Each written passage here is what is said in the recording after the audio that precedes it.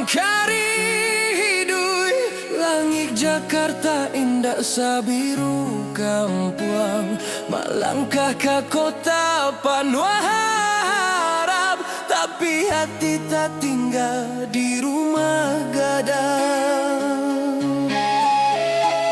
Malam sunyi sampai batanya kau jauh bana nasib kejadi rasolat tia indah kata pada kurang ingat amak jauh apa di kampuang.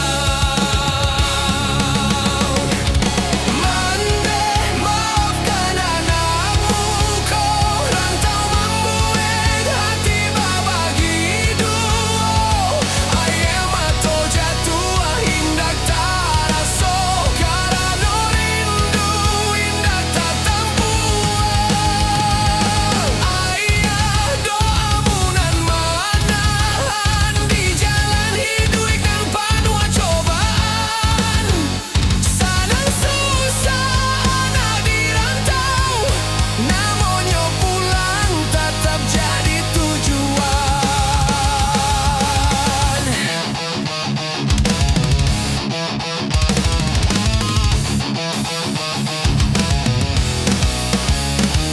Kawan di siko sanang bagurau tapi sunyi indah ado gantinyo suara mande di dalam ingatan jadi penguat di saat latihan.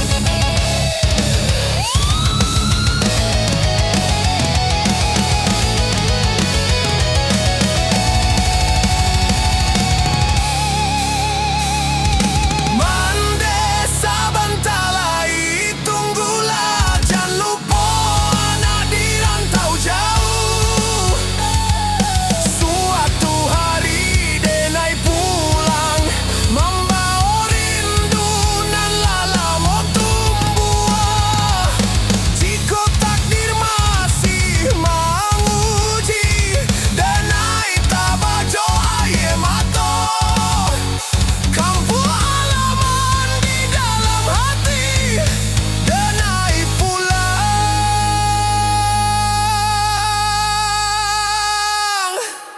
insya Allah nanti.